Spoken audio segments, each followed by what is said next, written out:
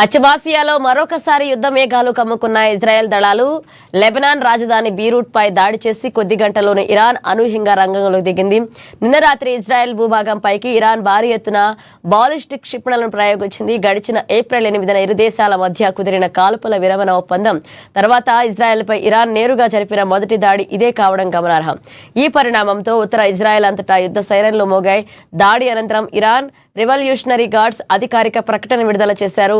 Israel కు చెందిన కీలకమైన రామత్ డేవిడ్ ఎయిర్ బేస్ ను లక్ష్యంగా చేసుకుని ఈ బాలిస్టిక్ క్షిపణులు ప్రయోగించినట్లుగా స్పష్టం చేశారు.